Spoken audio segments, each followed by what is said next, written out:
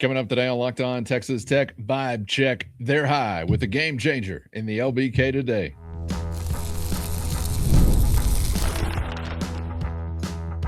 You are Locked On Texas Tech, your daily podcast on the Texas Tech Red Raiders. Part of the Locked On Podcast Network, your team every day. Great to be with you again on Locked On Texas Tech on the Locked On Podcast Network, your team every day, always free and available on YouTube or anywhere you get podcasts. Now the number one sports podcast network in the world. And today's episode brought to you by Rugiet. If you've been thinking about taking the next step, now's the time. Head to Rugiet.com/lockedoncollege to get 15% off your order for a limited time. Rugiet Ready. Feel present, feel confident, feel ready. With the only Chris Level, I'm Casey Cowan. Chris, great to be back with you. Welcome back to the 806, and we'll get to what took you out of town on today's episode. Red Raiders and Cougars and a March-esque basketball game in the Big 12. We'll get to that result and what went down in just a moment. Want to begin our conversation, however, getting the lay of the land, setting the landscape for Texas Tech's Wednesday Portal Edition. The frenzy continues, Chris, and this as big of a day, I think, as we've had, arguably. There have been some big ones and some big additions, obviously, so far, but the party just rolls on with getting back to what has been a theme of targeting big fish. We talked on our most recent episode about exactly that on both sides of the football, so we'll sort of pick back up where we left off. I know one primary name of great interest today in the Hub City, Cam Coleman. Want to get to that as well. How you doing, Chris? I want to make sure I ask about you also. Good to be back with you, my man, with another bucket full to dive into. Yeah, glad to be back in Lubbock, certainly. Yeah, like what day is it? What city am I in? And I feel like I was in Miami like a year ago. It's crazy, all this chaos we've been going through. So shall we just kind of Wednesday? Yeah, Wednesday. We'll just get into it all here. I'll do the best I can here. And again, I apologize if by the time that you watch this or consume this, if something is changed or is outdated, but all we can do is go off of what we've got right now. So here goes. The reason that my man Cowan says that today is a big day, Cam Coleman is expected to be here, maybe on campus by the time that you see this. Red and black carpet will be rolled out all across town for him. I think there is a lot of thought that this could go very well. I think the tricky thing about this big fish, and again, it's like trying to, reel that marlin in, right? I think probably people at Texas and Texas A&M feel good as well. But you're going to get the last visit, I guess. I think that USC, they moved on because I don't think they thought they were going to realistically get him. They added the NC State receiver, and then Alabama was kind of being mentioned, but Ty Simpson has just gone into the NFL draft or declared for it. So Alabama has no quarterback, which if you've listened to the show, you are aware that that's one of Cam Coleman's really his main thing. I mean, yes, NIL will factor into it. Yes, scheme and offensive style and all that, but really worried about, who can give me the ball and who do I trust? Who do I like? All that kind of stuff. And I think that there's a Brendan Sorsby connection there that predates the last few days, maybe goes back as much as a year from now, maybe longer. But he will be on campus and get the fullest of presses on him. And then we get into some curveballs. Coy Parrish, I think, is actually supposed to now come in tomorrow. I don't think you are in the middle of it again with Wendell Gregory. Okay, I think you can, for right now, remove him from our conversations. Unless something changes, we will keep it that way. I think the Adam Trick thing seems likely, however, not official yet. It is still being worked on and finalized, and hopefully by the time that you see this, maybe it will be. I think there was some premature reporting on this. I think that whether it was his agent or the player or whatever, there's just some I's being dotted and T's crossed and all that. But I just want to make it clear that I don't know if that's all just completely finalized, but he is in the crosshairs. Okay. That is the apple of your eye for sure. And I first heard Adam Trick's name 2 months ago. And where did I hear it? Because he was in all the lists of QB pressure rate and all that by David Bailey and Romello Heights' name. Adam Trick at Miami of Ohio, who played with Reggie Virgil, played with Will Jados, knows them well. I think they all gave this place and everything about it a thumbs up. And so we'll see how that plays out. But that's we probably haven't talked enough about Adam Trick, probably talked too much about, but he was here several days ago when all those other guys were on campus, including Brendan Sorsby and Wendell Gregory and all that stuff. But Adam Trick has been a focal point from the get-go too, because I think they would have loved to have honestly had Adam Trick and Wendell Gregory. But you will look to hopefully add Adam Trick and then maybe another edge or two. So we got a long way to portal here, man. I hope people understand that. This is a process that is still very much in its infancy. This thing doesn't actually close until the 16th. I think, again, with what you're doing, it's causing some of your current roster to go, not sure it's going to work for me here. And because the last time we chatted with everybody, you know, we didn't know officially yet that you'd added JoJo Johnson, that you'd added Mateen Irogba. God, I'm going to have to learn that, man. I'm going to have to. There's like a B and a G in there, and yeah, that's right. My brain's like glitching right there when I try to say it, but yeah, and he was. I mean, this is one of the top interior defensive linemen that was available, and this was a massive get.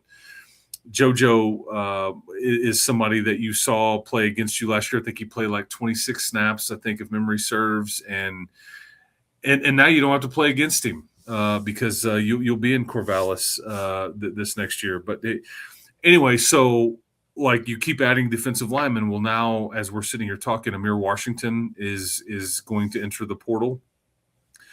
So this is just going to kind of be a churn here. So just bear with us. And then here's the other. I think this is an important one to mention to you too. That there is a linebacker on campus right now named Corey Platt Jr. That played at the University of Houston last year. He also played against you. I think he had 3 tackles against you. I think he played for Shield the year before and maybe at Tulane the year before that, I think. Or there's some Tulane and Houston in his background. He's a Shield Wood guy. Good enough for me. He is on a visit, and I think the thought is he's kind of like a John Curry backup that – has got multi-years to play here, but this is a Big 12 player that's on campus right now that is so. And then there is another edge that from Howard, one of these HBCU guys that CJ Wesley is his name. I think that he is kind of in the mix now as far as an edge goes, but again, all that focus is on it's on Adam Trick getting that all wrapped up and done, and then just keep your head on a swivel because you're still. We talked about Kenny Johnson from Pitt. That's not finalized. You've got Emmanuel Poku, the offensive lineman from East Carolina. That's not finalized yet. But see, some of these are very much still in the mix, and then you may pivot because of. And Amir Washington getting in. Chapman Lewis has since gotten in the portal, as we kind of hinted at. Sorry. That's as good as I can do. Sorry for the long rambling comment, but I'm just trying to keep everybody up to date as we know it right now. You stuffed those sorries in a sack, Chris. The loose ends I was curious about was the Gregory trick component. And it sounds like maybe there is some finality in a way I didn't expect with Gregory, yet still some work to be done or something to shore up with Trick. But has Gregory been we all hear things day to day, and so just kind of tracking back on what's been heard or thought about Gregory, has he been one of the more winding? First, today's episode brought to you by FanDuel, and football is in full force, and FanDuel's keeping you stocked with action every game day with a can't-miss offer. Right now, new customers can bet only $5, and if your bet hits, you're getting $300 in bonus bets to use across the app. Player props, building a same-game parlay, or even jumping in live as the action unfolds. Any way you like it, FanDuel has you covered. Quick, easy, and secure every time. If you're ready to play, download the FanDuel app now by visiting FanDuel.com to get started. That's FanDuel.com to place your first $5 bet. Yes, and I think that there's some good conversations to be had when we do some mob overtimes about some of this. Yeah, I'll just leave it at that. The M. Night Shyamalan of this year's window so far. Twisting, turning. Yeah. All right. Good enough for me. Okay, stay tuned, stand by, stay close, get subscribed on YouTube or anywhere you get podcasts, because you know these things change very, very quickly, but a big, big day to say the least in the LBK as you have huge targets on campus, have been on campus, or soon to be as we roll through this week. And one more position. I think we mentioned this yesterday, although I can't remember back to last night, much less yesterday, in the middle of the day when you and I were talking. Jet Carpenter from Nevada, the tight end. I think you're still in the mix there. I think there's one issue there that you're trying to sort through, and you're trying to figure out, okay, is this what we want to do, or and then you offered a tight end late yesterday. So I think sorting through that, you offered a tight end from Ferris State. So we'll just kind of see what that looks like. But that was one position because you still need a tight end to replace J.C. Miller. So I guess now we'll talk about the unfortunate situation and the unfortunate ending there at the Fertitta Center last night. Yeah, pet the portal, put it there for just a moment. We'll get back to the portal, I'm sure, very, very portal. Soon. Pretty bird. I don't know how to quit it, Chris. I can't stay away from the flame. Get subscribed so you miss nothing as we roll through another day and the remainder of this week. And even think about hitting our show notes and finding a 14-day free trial to be a Matador mobster, because it's flying fast and furious within that group as well. It's your direct line to Chris and myself with one-on-one text sent straight to your phone. Before we wrap her up, Chris, yes, to Houston we go. First, today's episode brought to you by Rugiet Ready. Daily stress doesn't just switch off at night, and when it shows up at the worst possible time, Rugiet Ready is designed to help you take back control. Rugiet Ready is a next-generation prescription treatment created to support both the brain and the body, so you can feel present, confident, and ready when the moment matters. Rugiet Ready combines 3 clinically proven ingredients in one mint that dissolves under your tongue so it absorbs with lightning speed, leaving you maximum mental and physical readiness. You simply connect with a board-certified doctor online, and everything ships discreetly to your door, and it's easy to understand why over 150,000 men have already made the switch. 1 15-minute span on average for most to be ready, so you can stay present, confident, and in control in any moment that becomes the right moment. And if you've been thinking about taking the next step, now's the time. Head to Rugiet.com/lockedoncollege. That's Rugiet, RUGIET.com/lockedoncollege to get 15% off your order for a limited time. Rugiet Ready. Feel present, feel confident, feel ready. As we discussed previously, it was going to be a steep, steep hill. But as we also mentioned, we knew Grant & Company would have a plan. Crafty, clever. And whenever that's rooted in great effort, high intensity, urgency, then you give yourself a chance. And Texas Tech, I thought, did that in so many ways. So definitely not shaking a stick at this one, Chris. Disappointed, frustrated. You didn't get over the hump. Credit to Houston for huge plays. Kingston, very, very rude boy. Flemings, I mean, you mentioned him and comes up with arguably the biggest moment of the game. So it is what it is. Great basketball game that felt like March, felt like, Big 12 title worthy kind of basketball. But unfortunately, the Red Raiders come up short. And yet, the most fascinating thing to me was Christian Anderson heaving up basically a half court shot to end it, and you are a 6.5 point underdog. And so, don't you know the sports books in Vegas were like, "What just You happened?" noticed that? Oh, I sure did. Yeah, I was, Others noticing out I there. always look at the number. I'm just curious what Vegas thinks and all that stuff. And Jeff Haxton says to me, it was 69-62, and he's like, "Well, their Cougars likely to win by 7." I just looked at him and I was like, "Yeah." And then Christian Anderson takes 2 dribbles, heaves it up, buried it, and then I'm like, "Did that count or not?" I was just kind of curious, but they said it did. You're getting better. It's pretty clear you're taking some steps here, but and again, this was the deep end of the pool, man. I mean, Houston had won. I think they've won 35 of their last 36 home games, and you're the lone by 1 point in overtime a year ago, and you were in this thing, man. And what does it say? Couple things here. Christian Anderson related. What does it say that arguably one of the best defensive coaches in the country uses all his defensive currency to say, we don't want him to touch it. We want the ball out of his hands. We're going to throw 2 and 3 guys at him every time down the floor. I think that is about the best compliment Christian Anderson could have ever gotten. And he's staring at either a grizzled vet in Emmanuel Sharp, a grizzled vet in Milo Suzan, and then one of those 2 guys, and then Joseph Tugler, the Big 12 Defensive Player of the Year last year, all 6'8", 240.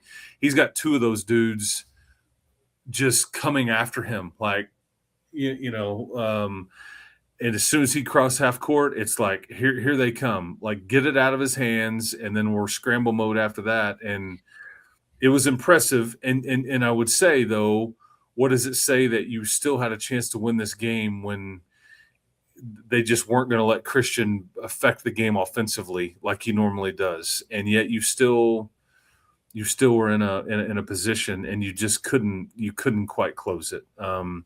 Couple of unforced errors on turnovers. I think Grant said it appropriately, and it's pretty easy to see kind of who he's talking about on both sides of this. But you had a couple of pieces of your roster that just weren't really ready for this, and you can't explain it until you go through it. You can talk to them, you can try to explain this, but it's just it doesn't come off like it was. I think we mentioned the trying to play scout team for like the Lamar Jackson in his prime guy. Yeah, that's cute that you're trying to run around and look like Lamar, but it's not the same thing.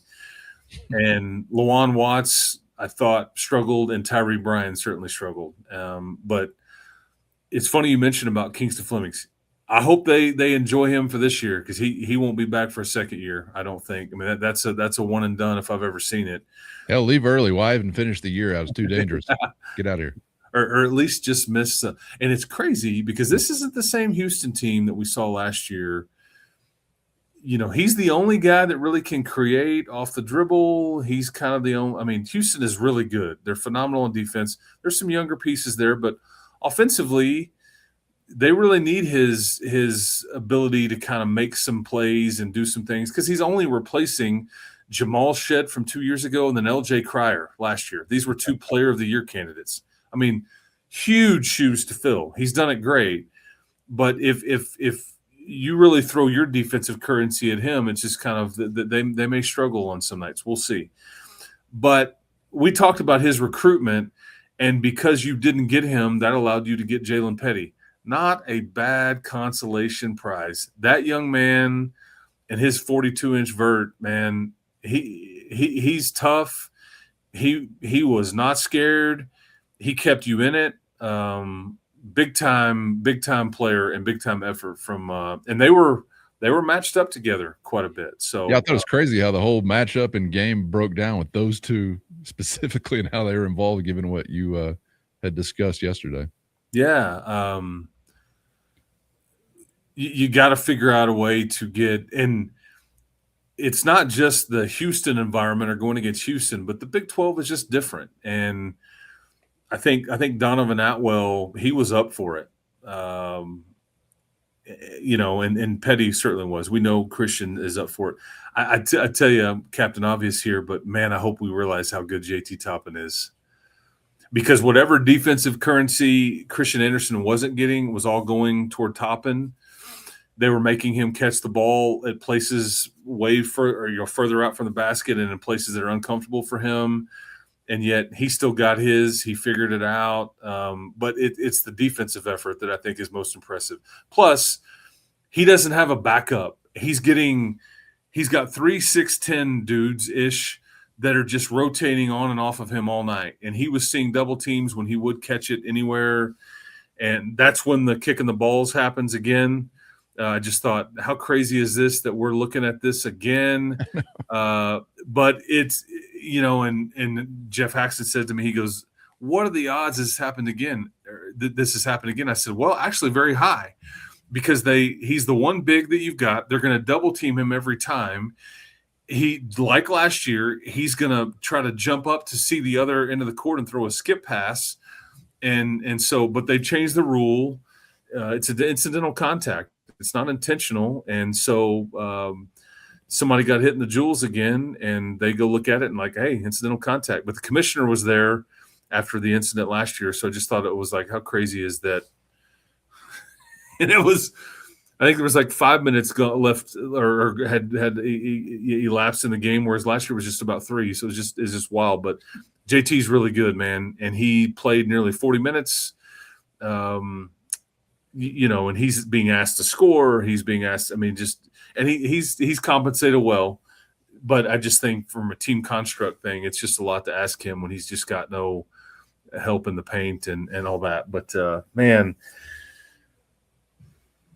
you'll see these guys in 2 weeks, man. You can beat these guys, but I hope your crowd is as into it as that group was. And it's just, I can't emphasize to you how physical, how bloodied the scratches that your guys have after a game like that, the pushing and shoving that is allowed to go on.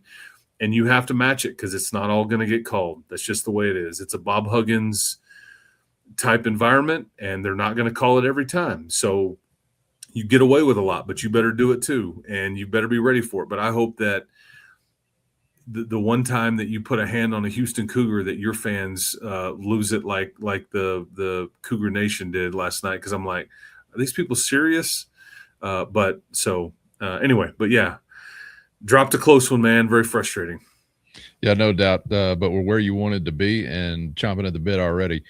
Thinking about that next matchup whenever they come to Lubbock, but made one more great play than you did, and so they get the win, and we'll be back to see how it goes next time around in the 806. Looking forward to that, and you want to talk chomping at the bit. Can't wait till I'm looking at you on a screen again, Chris Level, to talk transfer portal latest. So stay close. We're going to need you again at some point soon, I'm sure. We'll see you then. And I will leave you with this. I was told by the highest of the food chain in person last night, tomorrow could be a really good day. I don't know what that meant. I wish I had context. We shall see. Lean in, file it away. Are you okay? That's right. And tomorrow would be today. We're trying to do the best we can here, but it's like, here we go, man. But I believe Cam Coleman's set to be in town today. This big time safety in tomorrow. And so we'll, again, then things change. We thought the safety would be in today. Now he's coming in tomorrow. So just bear with us, but buckle up, folks. And we're just kind of getting going, because this portal thing, it's going to stretch for another couple of weeks at least. So buckle up. Chamber of Commerce Day in the LBK today, as every day is, unless you're a wuss. Get subscribed on YouTube or anywhere you get podcasts so you never miss a thing. Thank you to the everydayers for always riding along, and the Matador Mob. Find a free 14-day trial link there in our show notes. That's your direct line to Chris and myself with one-on-one text sent straight to your phone. For Chris, I'm Casey. Thanks as always for the time. We hope to see you back for the next round on Locked On Texas Tech.